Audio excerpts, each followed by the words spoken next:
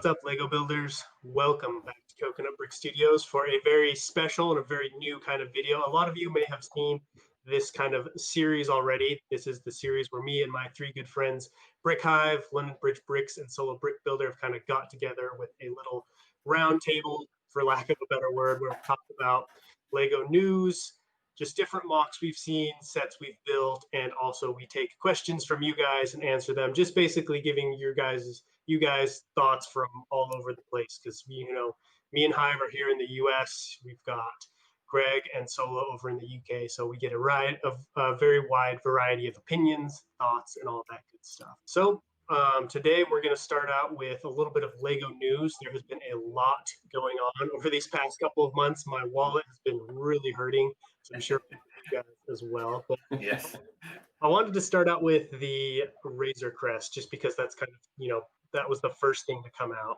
And I know all of you guys have the Razor Crest already.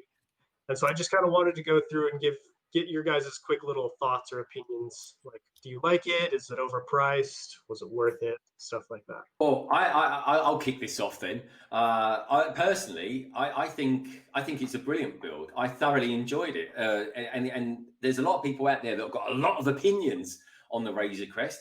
Personally, I think it's brilliant. I think actually most of us have even reviewed it, let alone actually own it, which is quite unusual. We've certainly streamed it, that's for sure. But there are a couple of things missing, I think, in my opinion. I think, especially as if you watch The Mandalorian season 1, things developed and there's a few bits that are missing. But overall, I've got to say, for my experience of actually building these things, that's genuinely how I kind of benchmark how I like a set. For example, the 1989 Batmobile, right? That to me is almost a perfect Lego set, because it just everything about it was brilliant. And this set is reminiscent of that, because it's a great build.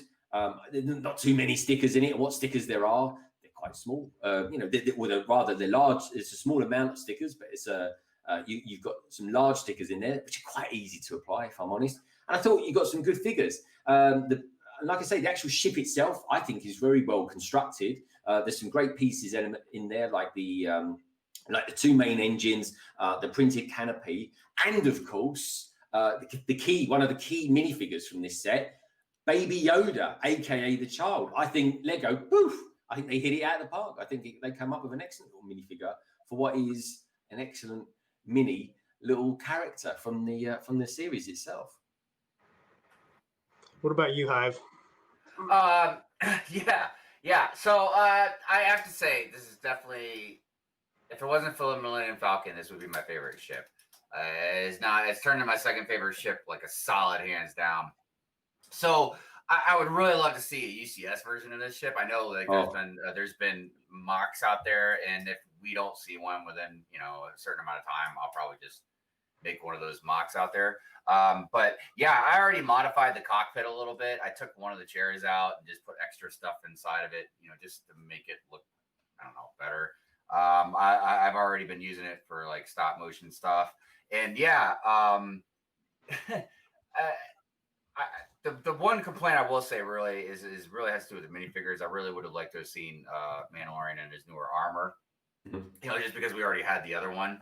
But as far as Baby Yoda goes, or the child, that is without hands down the cutest minifigure I have in my collection. Solo, I can see it perched up behind you there, nice and beautiful. What are your thoughts on it? I think this is probably what Lego's been striving towards, like trying to make a tough Lego set. Probably most people call my review probably the most maddest review that I've probably done, because you can it is built probably one of the toughest Lego sets I've ever seen come out in recent years. I've definitely tested the 8080 and I thought that was tough. My God, you can bash it, you can do whatever you want to it, and it's built solidly. The minifigures I kind of forgive, because I kind of know what they do backstage. I know sort of how Lucasfilm kind of treat them as well. So I can kind of lip them off on that one. But overall, I think it's not overpriced. It's definitely not overpriced. I think for what you get, you're getting a nice solid build, and you're getting 4 pretty good figures and 2 exclusive ones. So at the moment anyway. I think overall, I think it's a pretty well-rounded Lego Star Wars set for them what they published out in recent years. Speaking of the Mandalorian, we do have a very exciting set that's been, I don't want to say leaked, officially released, whatever. We've got images of the Baby Yoda or the child statue. Thank you. I am really excited for this set. It looks super cute, super fun. It looks like a really fun build. And I think they did a really good job of kind of capturing the look of Baby Yoda. Like we saw, there were some issues with the last Yoda statue to come out. The eyes were a little weird and stuff. But I think so far what I've seen, it's a really good looking set. And I think this is one of those few Lego sets we'll get that'll actually be close to life size, just because the child's so small. Yeah. But I'm curious, Hive, I don't know. What do you think? Do you like it? You don't like Not really. it? Not really. Look. I mean, it's cool. Don't get me wrong. But look, I'm sorry. Does it look kind of cute? Yeah. Does it look even remotely even like 25% close as cute as that? You know, the actual thing? No. So it's just not gonna pull me in. I might get it. It just depends on a few different things. But I didn't get Yoda. You know, I'll try and get every droid I can, like till the cows come home, man. But I don't know. When it comes to the more organic stuff, when it comes to that, man, I'm not saying it looks bad because it does. The last Yoda did look cool. It's just I don't know. It's just not necessarily my flavor. Yeah. But I don't know. And I think maybe because of the fact of one thing that you just said about how it's almost life size, that does have a very appeal to wanting to get it. So I don't know. We'll see. But no, I'm not as big a fan as some other people are. I can now see Coconut's comment sections now just exploded. How dare you say he's not cute? Dude, I'll buy it, put it on a shelf, and then just push it over just to make everybody mad. I think it's as cute as Lego can make it. Yeah. The problem I've got with it, right? And I think Lego have done a good job of it. They really have. Some things work, some things don't. I think this, as a whole, it does, if I'm honest. But the thing is, every time I look at it, for example, his outfit, it just reminds me of the side of a mountainscape or something like that. Yeah. It looks like you're building Coconut Utah at the moment, aren't you? And with that, awesome. You're doing this huge, great big sidescape of like mountain range and stuff like that. And when I look at Baby Yoda, aka the child, all I can see is a mountain with a great big green head on top of it. You know, and I can't not see it. And the only other thing that draws my eye is the fact that he's got a Razor Crest sort of knobbly button in his hand as well, which is a nice touch, Lego, a nice touch. Though I'm interested to know where that's been taken from as well. It's the little knob that he unscrews in there, isn't it? Yes, but what Lego piece is it? I've not seen that element used anywhere else. That's the thing. You know, so it's for that. Is it a new element just for that set alone? I wonder if it's two half pieces or something. Somehow they put together. Yes, or something. That's a good point. So it could be. He's got his dark eyes. I think his mouth's good. I think the ears are okay. I'd be interested to know if the ears can turn up or down or something. Like that. It's just up and down. You can't turn them like this way. Up and down. Okay. Which is another thing that does make it appealing to me. I will say that. Yeah. And I've got to say, I mean, I've built the big Yoda with the crazy dead man eyes, and I've got to be honest, folks. If you want a tip to improve that, very simply, just get yourself some brickhead eyes and pop those on there, and that's that done. But I don't know. He's got very dark eyes. I'm looking at him and I'm sort of thinking, yeah, maybe they could have done with being a bit cuter. But I think overall, I think they've done a good job of it. Will I get it? I might just wait. It might be one of those that I get in the sale. I mean, that said, I've built the Yoda and I built the Porg as well because I quite enjoyed that. And I'm not even a Porg fan, folks, but I enjoyed the experience of the build of that. So we'll see. Anyway, I think it's okay, but it's not high on my agenda. When I want to do Star Wars stuff, I don't think to myself, "Oh, I'm going to get something cute in Star Wars today." No, I don't want that. I want blasters, lightsabers, the Force, the Sith, and all that sort of thing. That said, I can appreciate the build. I think the designers have done a good job, personally. Yeah, I think they've done a stellar job on it. Trouble is, though, if you got a Yoda, is it going to look too weird next to the Yoda? Because obviously, you know, the child's supposed to be a lot shorter than Yoda. Yeah. And I'm kind of thinking, is it going to be the same size as that Yoda? And then I'll be like, I'll in my mind's eye, is like, well, that could be. You see where I'm coming from, and it's as good a job as they've done. I think, obviously, with a brick built system, it's going to be very hard for them to make it, look even cuter than what it already is. But I think they've done a good job of like capturing the face of it. But I do agree with you as well, Greg, that the kind of like cloak that he's got round him kind of does look like a sort of a You know, and I wanted to say too, I did an interesting test that I did that I thought would be cool. Is I showed Mrs. Hive, because Mrs. Hive it loves the child, man. She loves that thing. Like it surpassed Baby Groot like by miles, and I didn't think anything was gonna do that, right? So when I showed her the minifig from the Razor Crest, dude, she almost stole that thing from me, right? Like that's how much she loved it. I was just insane, right? I showed her what we're talking about, and she goes, "Oh," and then she goes, like she just went from like excited to like, "Hey, it's all right," you know. So that was like an interesting test because she's not a fan of Lego the same way like we are, you know what I mean? Yeah. But yeah. That's funny you two brought up Utapau, because as soon as I saw that set, I was like, ooh, I could totally take that apart and use it for Utapau. It is definitely shorter than the main Yoda Yeah. itself. It's less than 8 inches tall, but it's like $20 cheaper, ain't it? And it's $20 cheaper, yeah. Moving on from the Baby Yoda, we have probably one of the most exciting sets to come out within the past few months, maybe even close to the 501st Battle Pack. We have the Mos Eisley Space Cantina. You can see it resting behind London Bridge bricks as well as Brick Hive. What are your guys' thoughts? I know you guys haven't built it yet, but what was it that attracted it to you guys? We'll start with Hive.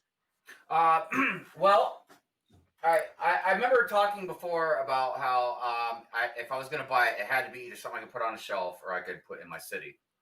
And I could do both.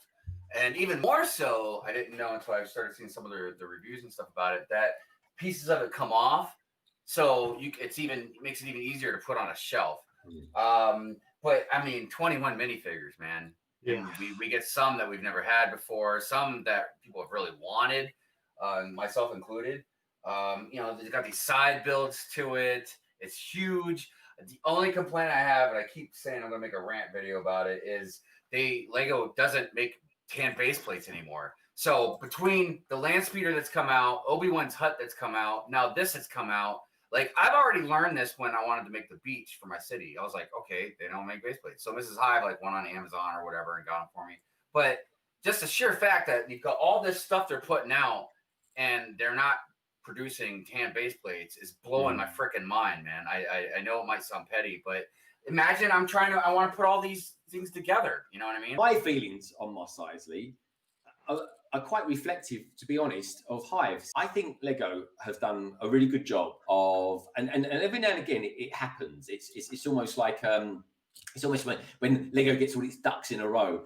What they've come out with, in my opinion, is something that is incredibly displayable and something that is also a fantastic play set as well. Now, I love the fact that it comes out, it's 21 minifigures. 21 minifigures in any set is a great number. I mean, we're talking like Ninjago City. We're talking about a whole collectible minifig series of Star Wars figures in one set, as far as I'm concerned, right? So, I mean, they, for example, minifigures these days are like £30, £3, aren't they? So times that by 20, I mean, you're talking like a lot of money there just for the minifigures alone. And yeah, some of them are the kind of classic minifigures that we've had in the past, but we've got a whole bundle of new ones out there as well. But the actual set itself is ginormous, and it comes with a dewback as well, the new third iteration of a dewback, which is fantastic. But I've got to say as well, I absolutely love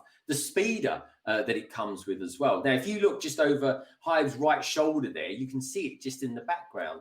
And the funny thing was, I took a photograph of myself in the Leicester Square store on the day it came out, and I'm doing a selfie on it like this, wearing my mask and everything like that. And I took this photograph. It wasn't until afterwards that I realised that the speeder had actually turned itself over and fallen down. So it had a crash on day one. It had, but I think it's fab. It's like 3,000 odd bricks, just over 3,000. And I can't wait to build it. In fact, I want to build it now, but I've got to wait. I know.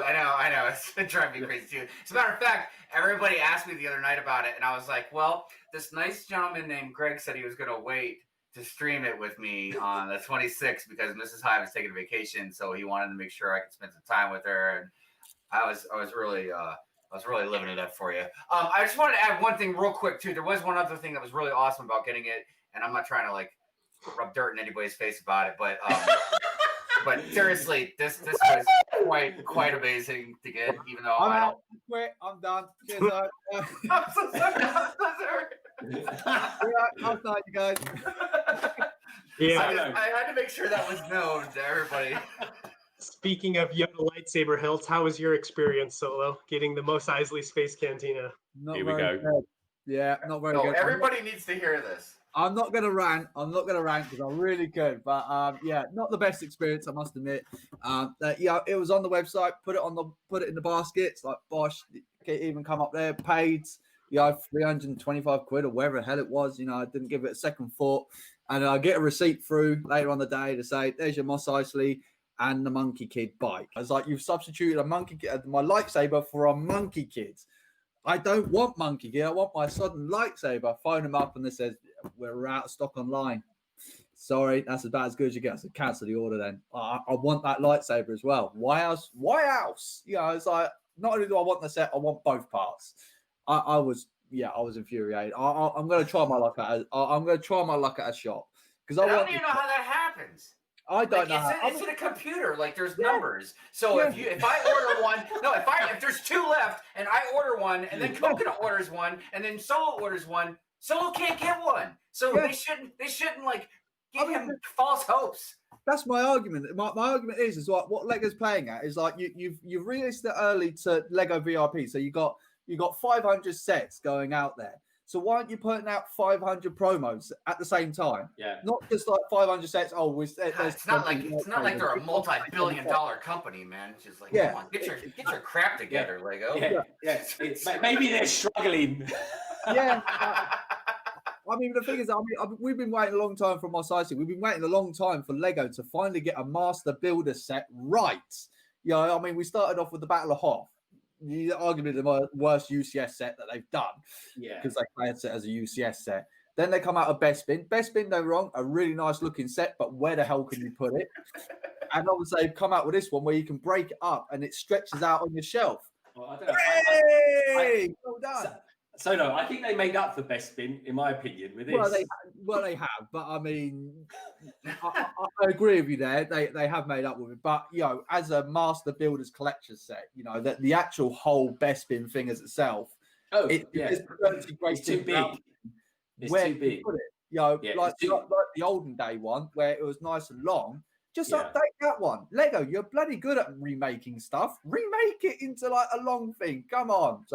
But yeah, here I am. I'm ranting now. So, but yeah, no, out of interest, Solo, when did you buy it? Did you buy it in the morning? Did you buy it at midnight? When did you? No, get it? I bought it in the morning. So when I woke up, when I woke up, when about 3 o'clock in the morning, I think I was online. I bought it, and yeah, good stuff. That is unfortunately, it is kind of notorious. Lego's notorious, for doing stuff like that. Like you'll order something, don't end up getting it, or something's mixed up. But I'm up Lego news for this month. A lot of good stuff. Hopefully next month we'll have some more great stuff for you guys. But this next segment we're going to be taking a look at is probably one of my favorites, and that's where we take a look at mocks that people have built, and then basically just share our thoughts and opinions on them. And every single mock I'll have linked down below. So if you want to go show the builder support, go take a look, maybe get your own images, that'll all be down below. The first mock we're going to be talking about today is a mock that I've seen pop up a few times. I'm not sure how exactly old it is, but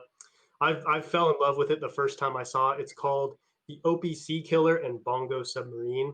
It's by builder Matt Delanoy. You can find it on Flickr. Once again, the link will be down below. But this is just truly a beautiful build. It's a 2-part build, so you get the Bongo Speeder as well as the giant OPC Killer. And the Sea Killer is what impressed me the most, just because typically, especially in my experience, when you're building any kind of animal, you want to use as much Technic and kind of Bionicle pieces possible, you know what I mean, just to get like the legs looking right, but it's mostly brick built from what I can see. I'm sure there's a Technic structure inside. I don't know, Solo, what do you think? He's definitely knocked the Sea Killer out of the park. I mean, that looks really, really, really good. Really good. I think the Bongo looks a little bit funky to me. I think the colorations doesn't quite look right. He's done a stellar job on it. Don't get me wrong. But that Sea Killer I mean, wow. I mean, he's got the tongue the right color, and even the eyes. The eyes look almost like scarily real. Yeah, I would imagine it's probably quite technique heavy on the underside there to try and get that lovely curvature at the back there, and also especially the fins as well around the side there. Yeah, he's done a stellar job on that. I think if he changed the color to that slightly greeny color on the bongo on the outside, made that maybe a darker blue perhaps, and maybe like the spinning rotators at the back there as well, whatever they're supposed to do. Maybe have those a little bit thinner perhaps. I'm trying to think. I'm trying to picture what it looked like in my head. I think you got yourself a proper nice mock, and he's done a really good job on it. So yeah, big thumbs up on that, especially the sea killer. That looks really good, and the colours look great on that. I want to know how he's done those teeth as well, because all different shapes and sizes on that. That's great. Oh yeah, the teeth are really good on it. Yeah, same as that tongue as well. Even the tongue, he's got that kind of like open bit on it as well. It's great. It's really good. How about you, Greg? Well, I really like it. I mean, the thing is as well. What I mean, I especially love the OPC killer itself. I think the bongo submarine is absolutely. I think it's okay actually. I think the shape of it is pretty much there. That always reminded me of something like out of the 60s, like Stingray or something like that. It completely reminds me of that. But for me, the main thing about this mock, and this mock I think came out in like 2012 or something like that. It's quite an old one, folks, but really, I've got to be honest, like a fine wine, it's aged very, very well. It really has. I mean, everything about it, you get this massive sense that, well, one, it's a giant fish. I mean, let's face it, folks. It's like a giant shellfish. It's kind of like a gargantuan prawn mixed with an anglerfish. It really is. It's a monstrous looking thing with its great big yellow eyes and the huge white teeth. And then, of course, you've got these lovely, great big dark, not quite burgundy, but kind of a orangey red plates. It almost reminds me of the colour used around the Slave One UCS set. It does. And those plates continue around the spine of it as well. I think that looks absolutely brilliant. The sensor horns as well, you got those on there. They're nicely constructed. That kind of reminds me of the Monkey Kid warrior mech. I think that looks lovely. That does. And the eyes, the yellow eyes, they look so shocking with all the red behind it. I think he's chosen these colours magnificently well. I really do. But my only gripe about the whole thing is the stand that he's used for it. In one of the photographs, it shows it from the side on, and he's got his long tongue sticking out, and then underneath it, it's got these four blue legs with like a black stand, and to me, it looks like you get those people wearing wear a horse outfit or something like that at a costume party or something like that. It looks like there's two people standing up in it, dressed as this giant monster. I don't know if it's only me that sees that, so please tell me if you do as well, and let me know in the comments below as well, folks. But it just looks like two people wearing a costume of a giant sea monster. But anyway, I'll leave that for you guys to spot that one. But as they always say, folks, there's always bigger fish out there. There really is. But no, other than the stand that needs to be kind of maybe a Technic stand or something like that, I think the guy has made an absolutely top-notch Lego mock of that. So well done, Matt Delanoy. You've done a really good job there, my friend. Anything to add, Hive? I was just looking at the official images, different concept art and images from the movies, just to see kind of how close they were. And I will say, man, they were really spot on, pretty accurate with everything about that thing. Even like with the tongue at the end, where it's got that suction where it sticks on there. Even the size comparison is almost accurate. I mean, it'd be a little bit bigger compared to the ship, but not too much. But yeah, the one gripe I would have, honestly, man, is what Greg just mentioned about the stands. I mean, look, if you're doing something that beautiful looking, I personally would have made more of a rock cliff kind of under it and then go and slope it up to make it represent, where it was. But with the rocks, you could have made that a little bit more of a blend. But I say that with a grain of salt because this is a beautiful build. I couldn't have built that, you know what I mean? Just out of nowhere. So, but yeah, that's the only critique I could actually say about it. So, yeah, very, very beautiful build. one last thing before we move on. I get asked this a fair amount, like how do you build a good mock? What goes into building a good mock? And I think one thing that gets overlooked a lot is coloration. This guy, the OPC killer, right? He uses 3, maybe 4 colors, which, you know, typically if you're building something that only has a few colors, it's not going to look too great. But if you can get the colors right, like that's really all he needed anymore, and it would have distracted from the build. So this is a great example of just paying attention to the coloration of what you're building and picking the right colors that blend and match together. Speaking of kind of like animalistic, humanoid, organic builds, whatever you want to call it, our next one is a very fearsome looking mech. And I thought of Greg as soon as I saw this one. Mechs around here. And so I wanted to start off with you, Greg. I would love I love this mech. I look at this mech and I think to myself, it takes me back to when I was a kid and I used to watch Transformers. And I think of 2 Transformers in particular. I'm thinking if you was to take Inferno and then add a dash of Megatron, I think boom. I think you get this Mega Titan from Anderson Builder. I think this guy is called, and it's the Titan mech. I think it's absolutely wonderful. Now I know this guy took a little bit of inspiration from Ninjago's Fire mech that he has, and I think he's.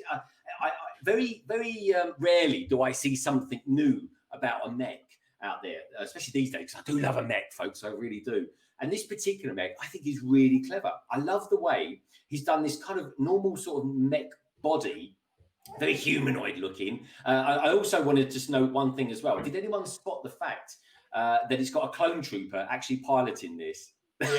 Yeah. I know, a little Easter egg there from Coconut, I'm sure.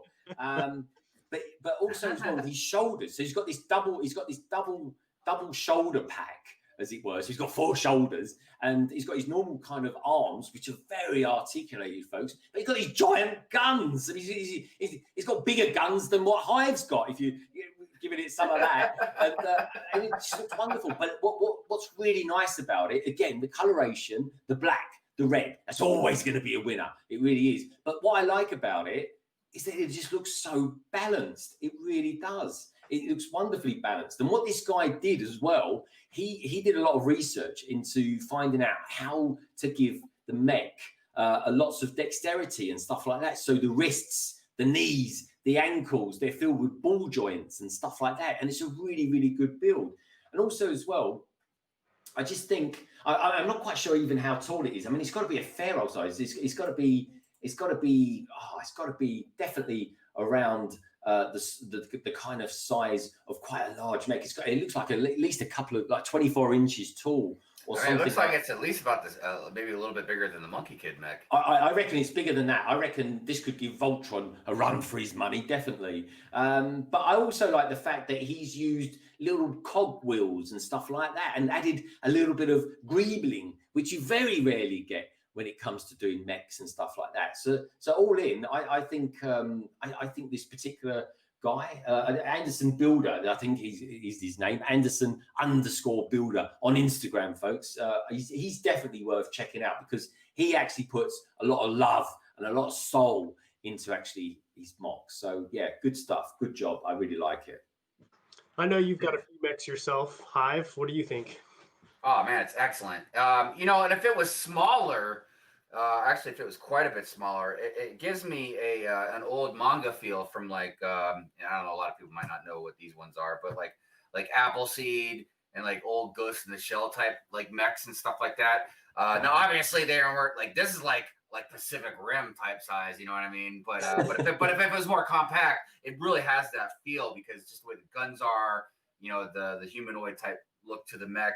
But also, dude, besides the color scheme and just the overall build of this thing just being really awesome, this guy put this thing in some excellent poses, man. Like just tons of really good, just like he's like flexing. I mean, just all kinds of good stuff. Yeah, really cool build. Love it, man. It's great.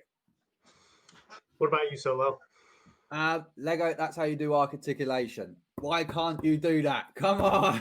Lego. But other than that, I mean, it looks like you could plunk that right in like Pacific Rim or Titanfall or something like that, and it will just sit in there beautifully. I mean, you put that in Titanfall, mate, that looks like a Titan killer. That really does. It's with those gigantic guns for arms. It's like, whoo, give me, I want to pilot that thing. Dude, and I see it like holding on to something, but still like just shooting at it with the other guns, dude. Exactly. You can't kill this thing.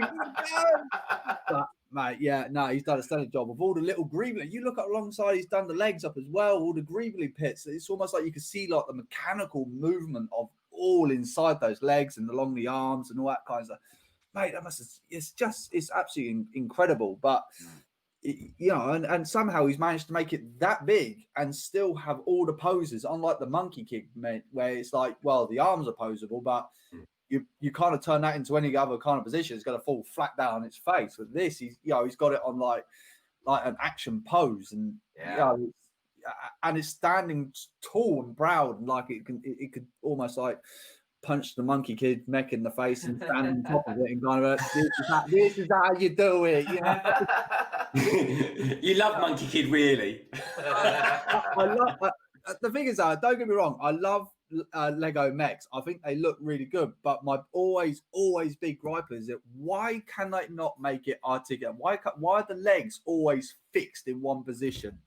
Always, it's like they you always give you the option to kind of move them, but then as soon as you pose it, down they go. Yeah. And that's always my argument against it. And then you see other mock builders, they come up and they do it as like, there he is. He's got one leg right up in the air and he's standing tall, but he's about 4 foot wide. And he's like, how can you do it? That's always my gripe. But that he deserves every praise he gets for that. It's really, really good. I think that articulation that everybody's brought up speaks to how balanced and how strong this mech is, right? Because typically, sometimes you can build a mock or whatever, and it's fine in one position, and then you like tap it, and it tips over and falls apart. The fact that he can do just about anything speaks like he wanted this thing to be durable. He wanted to be able to move it around, which that's a hard thing to accomplish. Like you could make a mech like that, and like if I tried it, it would probably have one position. I'm like, all right, that's the one position we got. That about wraps up our monthly mock showcase. If you guys find anything that you would like us to review or look at on here, definitely leave it down below in the comments. We love all kinds. It doesn't have to be Star Wars or Ninjago. It can be any brand. We just love Lego in general. All right. For this next segment, we are each going to take a little bit of time and talk about a cool set, mock, whatever, something that we've built this past month, kind of our thoughts and opinions on it. And we're going to start with Hive. Okay. So for a long time, ever since I got back into Lego, and Lego Star Wars is what pulled me back into Lego to begin with, I'd always wanted to see lightsabers being built. And I was kind of surprised for a long time why they hadn't done them yet. And then I saw London Bridge Bricks had built a lightsaber when we were pretty new with each other and everything. And that just kickstarted even more. And then there's a young gentleman by the name of Bricks in Lithuania. We all know him. He's a very good kid. He's probably, like I always say, joke around, he's probably more mature than any of us. He's probably the youngest out of everybody who watches all of us. But he made he started building these lightsabers, and I told him, I was like, man, you should sell these things, man, because I wanted one. So he made himself an Etsy store, and I eventually bought a lightsaber from him. And I got Qui-Gon Jinn's lightsaber, and I have to tell you, it is a very cool build. Wow. He does have more. Eventually, I would like to make as many as possible. Again, not to start throwing dirt around, but if I do ever open up that Yoda's lightsaber, it will also be part of the collection. But yeah, it was a fun build. It's very, like I said, the structure and design of it is very good. It also, came with a little stand to put it on so you can display it. And I mean, I was looking at Qui-Gon's lightsaber, pictures and images and stuff like that. And yeah, he did such a good representation of it. He's a very talented kid, and he started moving into like the helmet type builds as well. Like he just did one for like Darth Revan. But yeah, so this has kickstarted a whole new theme for me to love on, and I don't know what Lego's going to do with them officially, but if not, I'll just keep buying the mocks. Very cool. Very cool. Yeah, very cool. I think Bricks in Lithuania, I think he was way ahead of the curve because not only he was doing this weeks months ago, folks. He really was. I mean, we're talking probably 6 months ago. He was on your morning streams on a Sunday Hive, and he was building these. And then all of a sudden, like 6 months on, Lego are now tapping into this with Yoda's Hill. I almost felt like they were looking at him and all these lightsabers he was building, being like, you know what? I know 100%. We thought about it, but there's really a market for that. If this, I can't remember how old Bill is, man. But I mean, he's like this little kid can start selling these things, like, make them like that good. Yeah, no, absolutely. And I tell you what, who else has just started in the last week and started selling these as well, or at least downloadable instructions, and that's BrickVault. They've started as well now, so they're jumping on the bandwagon as well. But to be honest, folks, Bricks in Lithuania, he was there first. He really was, and that was a good stream that we did last week. Maybe we could put something down in the description below about that stream that you did last week. Yeah, that's right. Solo jumped on there as well. Yeah. It was a brilliant stream. So it was a stream of lightsabers, folks, and it was fabulous. It really, really was. What you been building, Greg? Well, do you know what? Other than polybags, which I can't talk about those because I'll be done in like 10 seconds with those things. Albeit, I got to say, I really enjoy building the Monkey Kid delivery bike. But anyway, we won't talk about that because I don't want to upset Solo. But what I will say is, I got to be honest. Here's the thing, folks. The Razor Crest. It's a very versatile ship.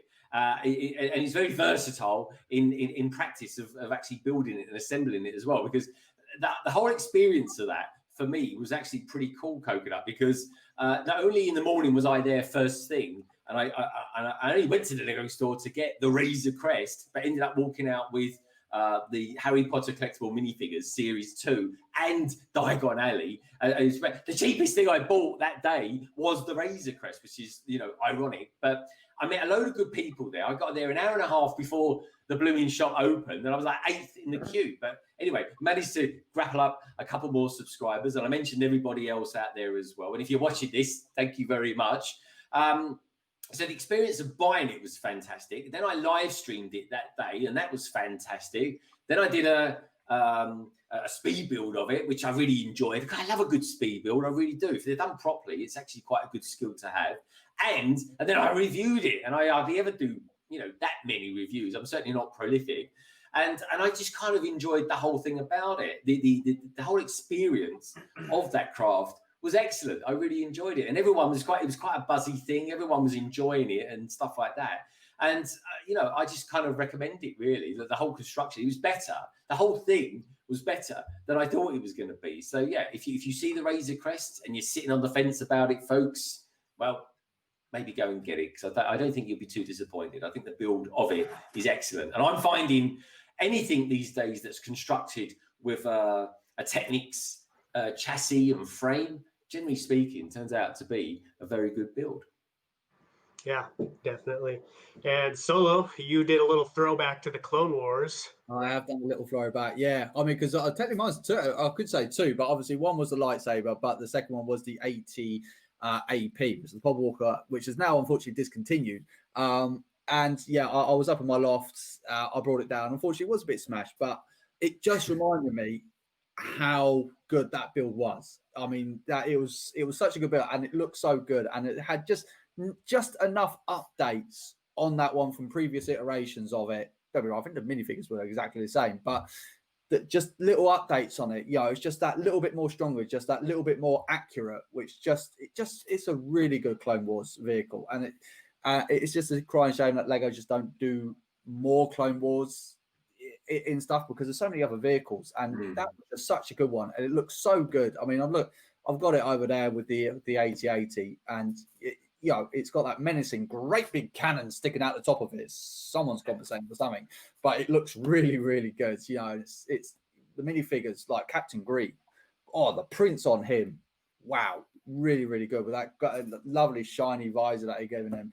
It was a really stellar set, and if you could pick it up at a decent price, I would recommend it. It was such a fun build, and it looks great. With that third leg as well, able to fold up and folds up properly. The leg isn't going to drop down at any given time, and it stands on its own two legs as well. You don't need that third leg down. Technically, the third leg's only there for show because it's not going to hold it up too much, but it was a really good build, really good minifigures. top notch. It really was. Sounds good. Yeah, that's what I've been going back and forth on getting for a while. We'll see if I end up getting it though. For me, it's mock season right now, so I have been building a few little sets here and there, but my big main focus has been Utapau. This past month has been really exciting because I don't know how familiar you guys are with the Battle of Utapau, but it's got these large landing platforms that kind of jut out of the side of the rocks. And my goal with this is to make those platforms not need any support underneath. Like, I don't want to put any clear pillars. I want them to just be able to hold their own weight, which is tough because the platform itself weighs about a pound. And then, you've got the ATTE that's supposed to rest on top of, sticking about 1.5 feet off the side of the cliff. And so it's been a real challenge to try and figure out how exactly I'm going to connect that to the wall and then connect it to the whole mock. But I was actually able to figure it out. So you guys will be able to see that in future updates. But it's been a real challenge because from the realm of building Legos to math to physics to weight displacement, it's been crazy. Nice. Sounds amazing. It's looking awesome though, man. It's looking incredible. Yeah. I bet you're just a bit worried about that, just in case that little rat comes in and all of a sudden just stands on there. Yeah. Fire at will. Yeah.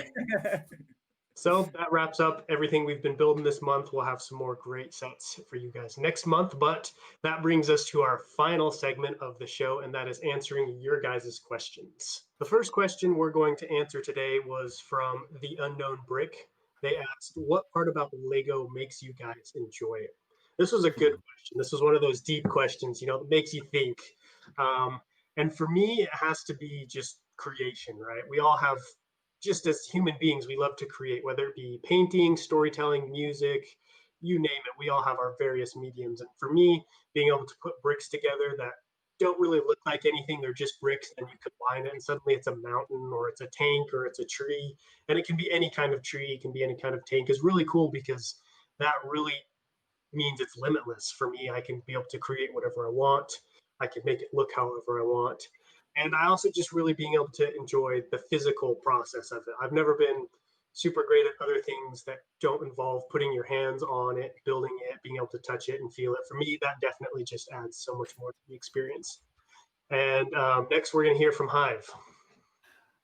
So for me, I get different enjoyments from different things of Lego. So like I get a totally different enjoyment from my city than I do from just like sitting here building something, you know what I mean? But to narrow it down, two main things come to mind. One is it's kind of like a puzzle. A lot of people like to build puzzles and stuff like that because when you put stuff together, you get I don't know the scientific word, but you get a feeling of something. You know what I mean? Like a completion type like feeling. Almost like tangibility. Yes. So, and that's a reason why puzzles are very popular. And in my opinion, Lego is pretty much like a puzzle. You know what I mean? It's just 3-dimensional, and obviously it goes in a billion different directions. But so that and just the whole satisfaction and completion of having a collection. Whether it is filling something in the city or it's putting stuff on the shelf. Like now, and Lego is really good for getting me with this kind of stuff. Like, so you know how they started making the almost like battle scenes, where it was Rey against Kylo, and then the one they did with Luke and Obi-Wan. Like they start making these little themes, and then I want to get more of them. And when I get those themes, you know what I mean? Like now we got the Bespin one, you know what I mean? So like I get those, and it's like a satisfaction of completion of getting something that interlocks with that, you know what I mean? So that's the two main things of enjoyment I get out of Lego. What about you? What draws you to Lego? I tell you what draws me to Lego in a nutshell is experience. It's the experience of buying a set, building the set, having that satisfaction, but it's also the experience of sharing it with people. For example, I've built the Razor Crest. Solo's built the Razor Crest. Brick High's built the Razor Crest. But we've all got different experiences from building it, and we like sharing those experiences as well. I'm very, I mean, if I could live stream every day, folks, I absolutely would, because I like connecting into other people that are into the same sort of things that I'm into as well. So I like it on so many levels where I can take something. It's funny, asked me a couple of years ago, would I care about anything like the printing of a minifigure or the box art for a particular set? And I said, no.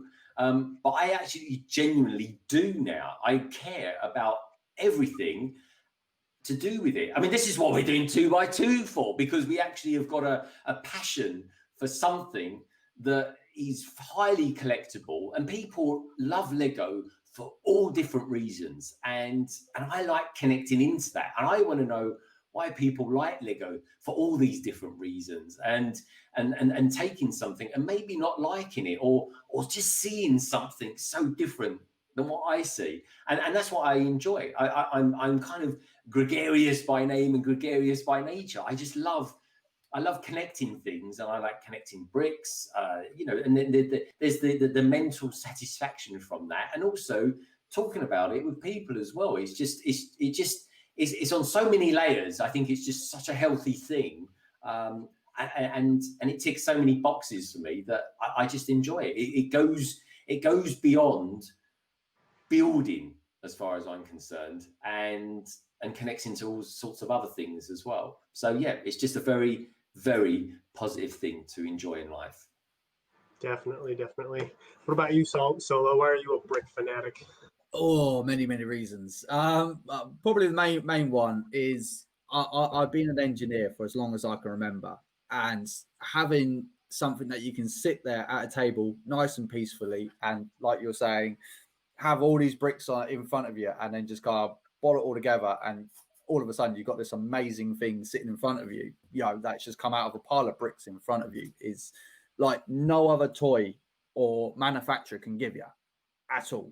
I mean, I've sat through the years watching Meccano, Hornby, Connects, all this kind of stuff. They've all come and they've all gone, and Lego stayed there for one very good reason, because they can give you that satisfaction of the pleasure of sitting there. Whether you read the instructions or not, it doesn't matter.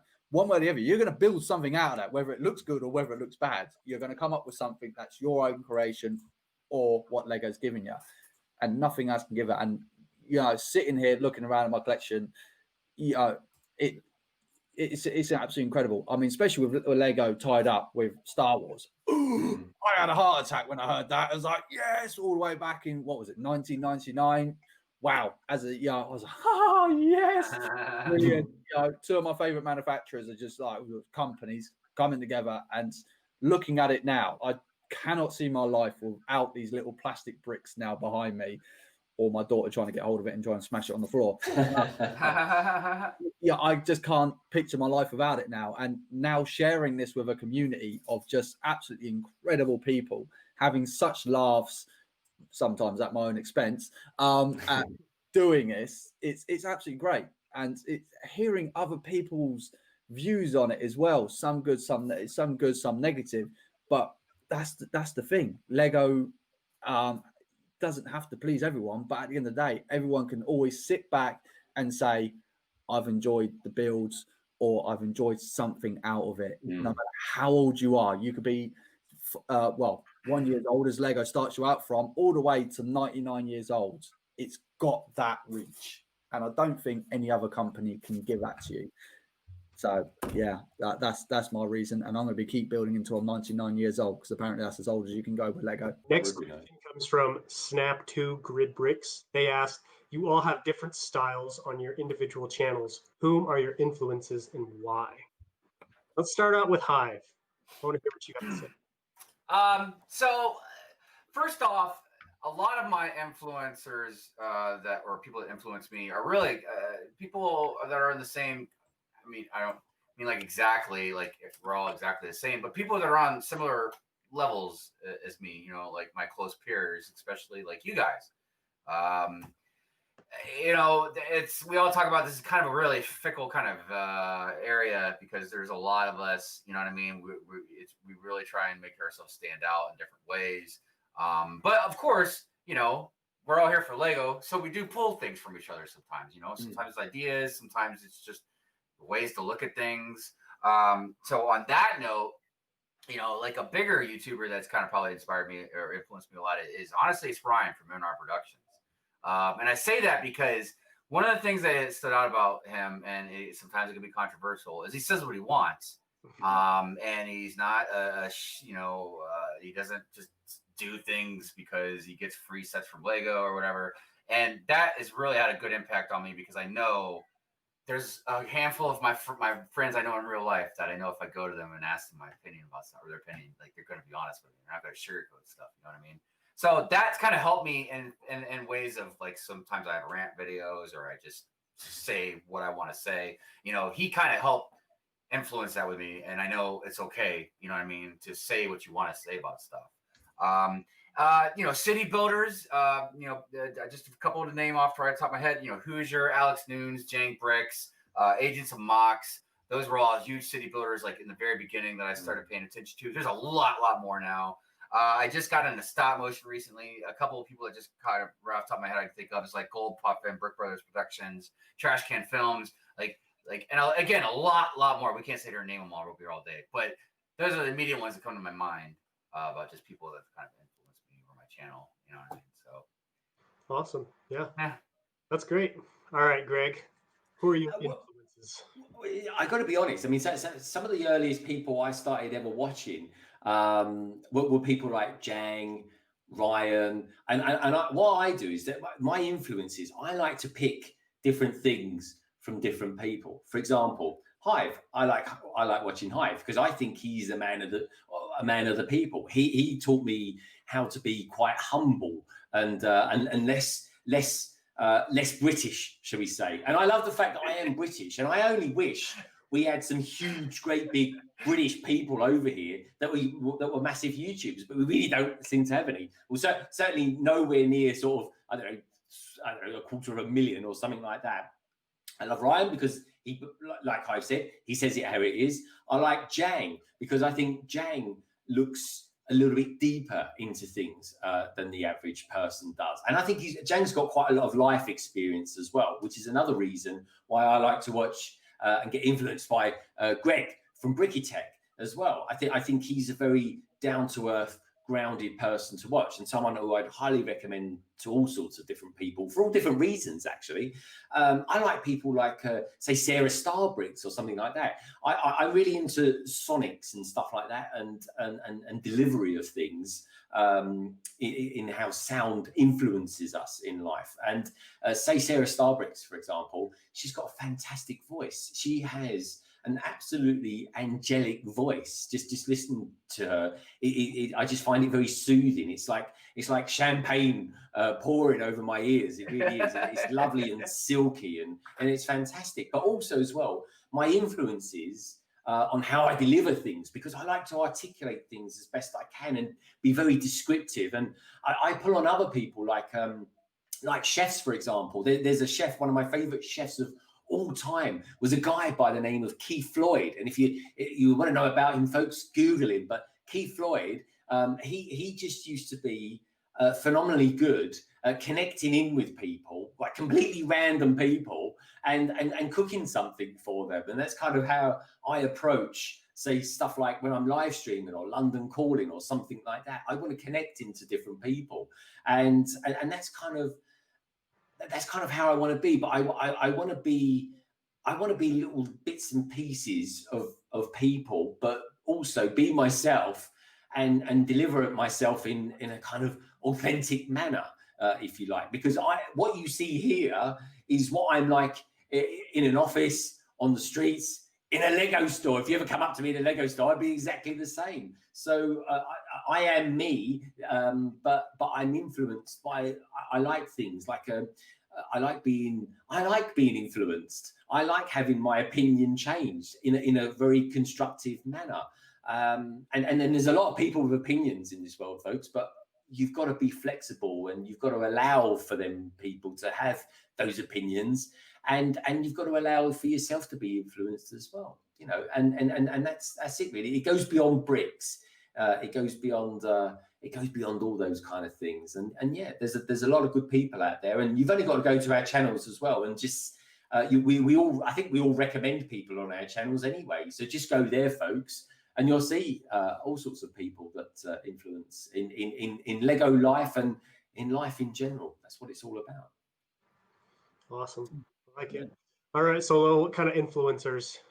I mean, I mostly try to stick with smaller. I used to watch quite a lot of smaller YouTubers. Probably my biggest influence, it's going to sound a bit weird, but was Star Wars Theory, because Okay. I've always been a bit of a Star Wars nut, but I've never had anyone to talk to about it. Like like apart from my cousin, he is a bit of a Star Wars nut, but even then he would have enough. And it's like listening to Star Wars Theory, and it was just like, and how calm and how passionate he was, and all that kind of stuff. And then obviously like Jang Bricks and M&R Productions, obviously they're out there that they're definitely been like the two big main reviewers I've been watching.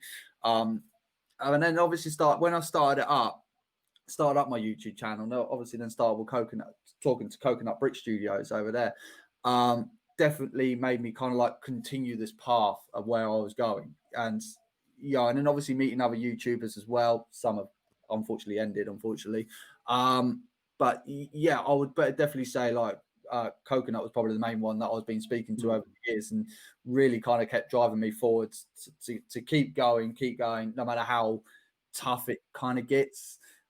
Always just kept going. Obviously, Coconut, you've gone definitely with mocks, and I've stubbornly stuck with reviews. but yeah, I'll probably say like Star Wars Theory, probably my biggest one, because like it just goes to show that there was a community out there that I could speak to.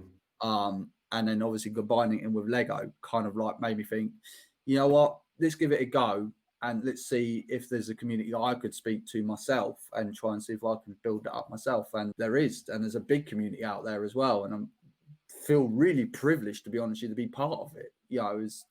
It really is. And being a small UK YouTuber as well, like you're saying, Greg, yourself, there's no big UK YouTubers out there.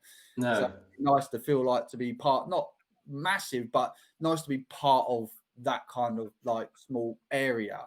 Yeah. It bothers me. It really bothers me that there's no big UKers. I don't know why we've not got UK. We've got popular UKers, around a couple of thousand or so. And there is actually someone quite popular who's actually English. He's based in America. Herbert something or other his name is. He does a lot of Harry Potter stuff, but he's in America. But yeah, it kind of bothers me. And there are some big European influencers as well, like but maybe it's just the numbers. I mean, I think it is. Because think about it, like you got everybody, like we'll just say like everybody in America would subscribe to people in America. You know what I mean? So that's a huge number in itself. But then you got everybody around the world that would subscribe to people in America. Now, if you flip that and turn it into like UK, Europe, you know what I mean, that kind of thing. The numbers are automatically they're starting so much more smaller. But do you think it's also because America got a lot of stuff first though as well? Because like a lot of the stuff like Star Wars stuff and like City stuff, they used to get it there, and also you got Comic-Con as well. Yeah, obviously that's quite a big drive. Yeah, there's definitely things like that because I can't think of anything overseas, man. I know there's stuff out there, there's convention stuff, but I mean like a San Diego Comic-Con type thing. The one thing that stands out to me overseas, obviously, is the Lego house, dude. Lancaster Square, that Lego store. I'll smack somebody to go to that Lego store, dude. You know what I'm saying? Like that's like the best one ever.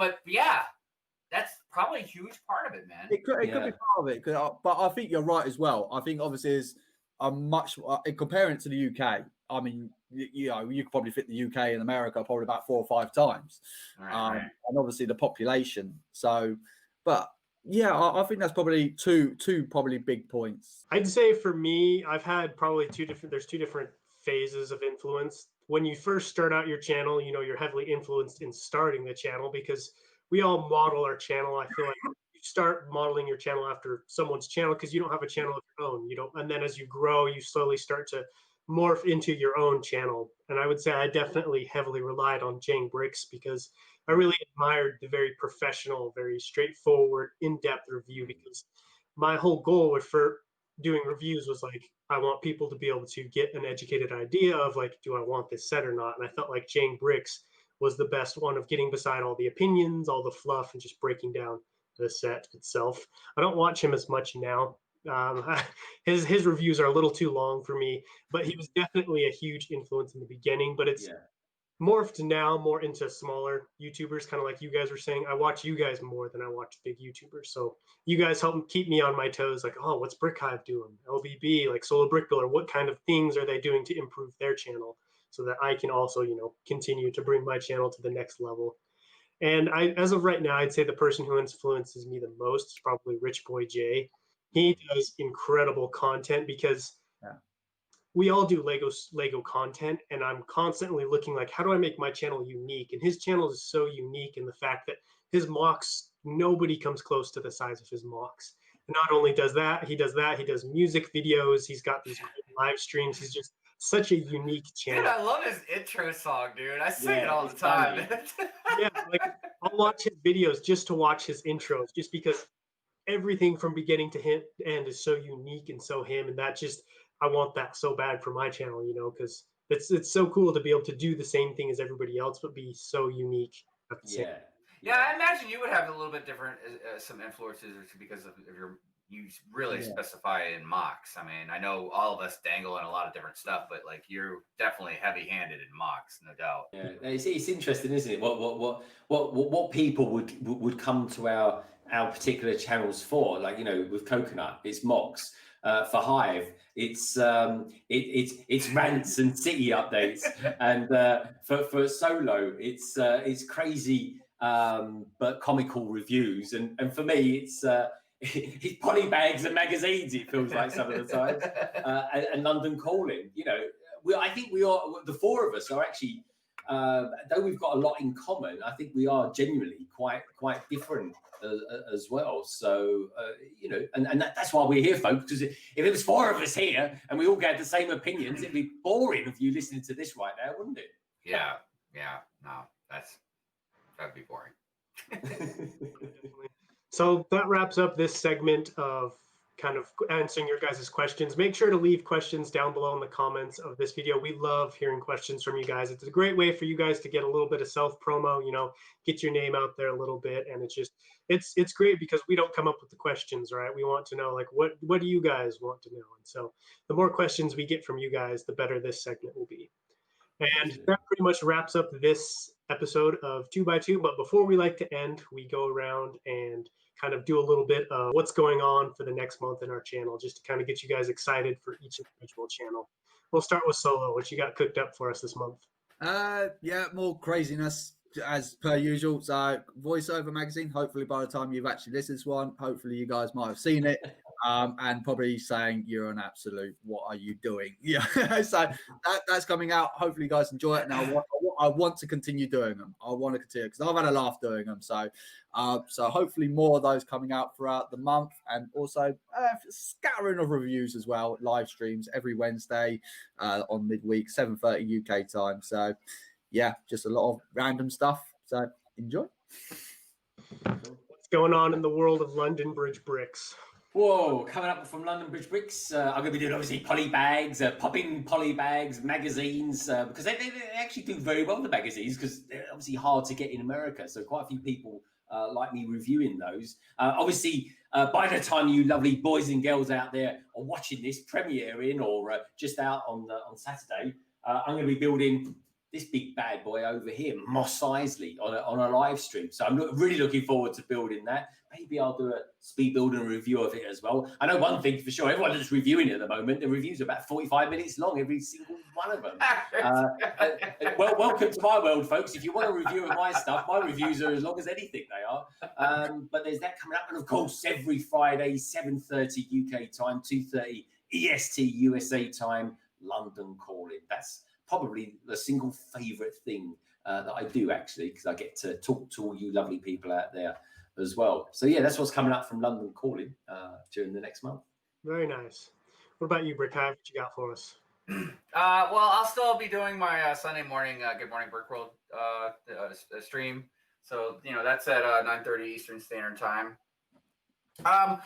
So I've sort of shifted into this transition over this last month, where I started doing the stop motion stuff. And because I'm sure everybody's aware that it's very time consuming, it's not leaving me really a lot of time to do a lot of other stuff. But I'm also, I don't know, I'm just having this weird transition with my channel to where I don't I don't know if I want to do certain things like I normally would do before. So I'm still going to be doing specific videos, just not as many, obviously, until I can get a good fluid routine going. But I'll still be putting out like the shout out and speed builds and then like the long haul, that kind of stuff. I've taken a break from my blogs for a little while. I might bring those back eventually, but yeah, I put out one stop motion video, a little test video, and I've got the episode 2 coming out. Hopefully it'll be out within the week. It should be. So yeah, that's kind of what I'm doing now. Yeah, I like it. It's good. It's a really good stop motion Hive. It really is. It's even making me wanting to do some, but it's good inspirational stuff. And also, what the great thing is, it's very funny. It's very comical. And yeah, I really wanted that. That's very hard. That's very hard to execute. It really is. So well done on that, mate. I highly recommend it, folks. I really do. Thank you. Over here in Coconut Brick Studios, we have more mock updates. Really in the thick of things right now. I don't have time to do much else or the money to do much else just because it's all going towards YouTube. But they're starting to turn into really exciting updates. I've never done a mock like this before. My previous mocks have been very flat, which I think were interesting in a way, but there were some episodes where I felt like what I was doing was just, I'm putting down plate, I'm putting down the grass. But this one, I'm building vertical, I'm going up, and it's a completely different game. So yeah, it's amazing looking. Yeah, if you're interested in looking how to build vertical, I'm learning. I'm not saying I'm an expert, but I'm definitely learning as I go and kind of showing tips and tricks on how to improve because I'm going from Lego being supported on a table to Lego being supported by Lego underneath it. And there's not many like this, man, that I've seen. When you first talked about it, I started looking around and I didn't see that much with that type of structure. Yeah, that's one reason why I picked it is because I wanted to be the first to do it at this largest scale. Yeah, everybody should go check it out, man. Seriously, dude, it's amazing. I'm coming up on 1,000 subscribers. I should probably be hitting it by the time we do this next within the month or whatever. So there will be a big giveaway. I'm really excited. It's not going to be a contest or anything. I just want to show you guys how grateful I am. Make sure to stay tuned for that. But other than that, it's just business as usual. That wraps up this episode of 2x2. Don't forget to let us know what you think down below in the comments. Feedback is everything in, just the video community world, the YouTube world. We love to know what you guys think. As always, make sure to check out everybody's channels. We all make great stuff. These are great guys. I'll put the links to everything we talked about down below in the description. And so, yeah, you guys should have everything you need down there. But until next time, happy building. Awesome.